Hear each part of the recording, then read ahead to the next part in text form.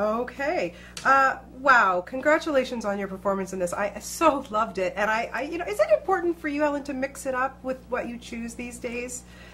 Well, it always was important for me to mix it up. And I think my whole work life, that's what I've tried to do. Gone from theatre to television to film, and then within those, different mediums, tried to do comedy, serious, so really sort of change things around a lot. The one thing I'd never done was a big studio comedy, and that was a kind of major gap in my education as an actress. So, this was a perfect opportunity to fill that gap in. So let's talk about how hard is comedy?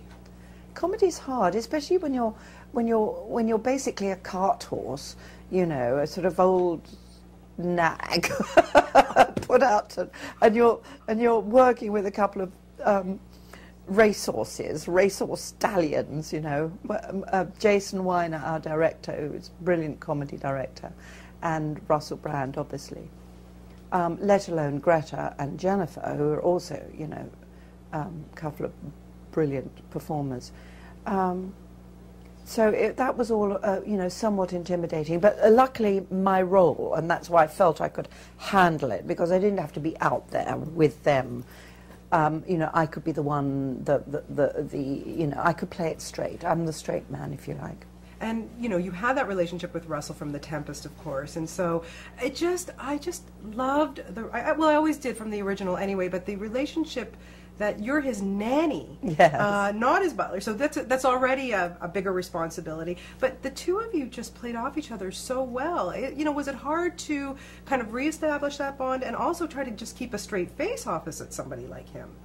I don't think it was hard to keep a straight face. I mean, I looked at him with sort of awe a lot of the time. What you see on my face is awe,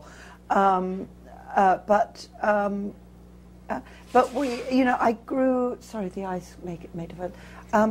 I grew more and more to love him more and more as the days went on. Basically, it was great for the role because she does love him, and we are very different characters, Russell and I.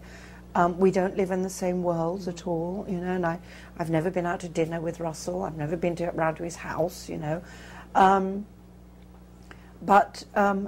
But there is something about each other, I hope, at least I can only speak for myself, there's something about him that I really love. And I only grew to love and respect him more as I did the movie. Yeah, he's so charming in it. Do you think that you would want to take the role of his nanny? In real life? In real life? No. No. In nobody's nanny. I'm not nanny material, quite honestly. I'm really well, he's not. got a wife for that now, too. Yeah, I don't think she is either, happily, which is good. Yeah. I think that's a good thing. I was quite shocked at some of the stuff that you did, especially putting on the Darth Vader helmet. Good for you, Helen. I was very impressed with that. Yeah, well, How much fun is it to do stuff like that and just be silly sometimes? It's great. It was fantastic. But as I say, comedy is hard work. It is hard. It's technical. And as much as you just want to have fun and improvise and be goofy, and the reality is you have to hit your marks, and the sound has got to be there, and film is a very technical medium, so you've got to keep that light, fresh energy thing going, even though you're exhausted at the end of a 16-hour day, and that was where I really grew to respect Russell. Yeah. Did you have any good memories or fond memories of the original? And I just think it's kind of funny that it was Sir John Gielgud and Dame Helen Mirren. So you have to be knighted. Yeah, I know, you have to be role. knighted to have this role, yeah. Yeah, I know. It's funny, isn't it? You're absolutely right. I did, the thing I loved in the original film most was that relationship. And that was, it worked so well. And we, obviously, because it worked so well, that is what we tried to recreate, but in our own way, with our movie. I was wondering, you've been entertaining us for so many years, beautiful performances and everything that you do. Was there an actor or a movie or something that sparked you when you became an actor? What made you want to become an actor? Or who? Well, originally I was brought into the idea of wanting to become an actor by watching Shakespeare, actually.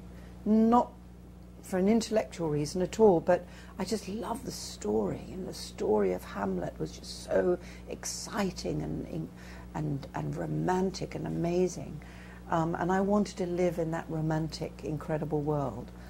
So that was what first made me want to become an actor, was wanting imaginatively to live in another world. And then, really, I think, as far as film is concerned, the thing that made me suddenly wake up to film was watching L'Avventura by Antonioni and seeing the unbelievably beautiful Monica Vitti, and just talking Italian and looking gorgeous, and I thought, oh, I want to be Monica Vitti in L'Avventura, you know, I wanted to be that. And instead, I'm in Arthur.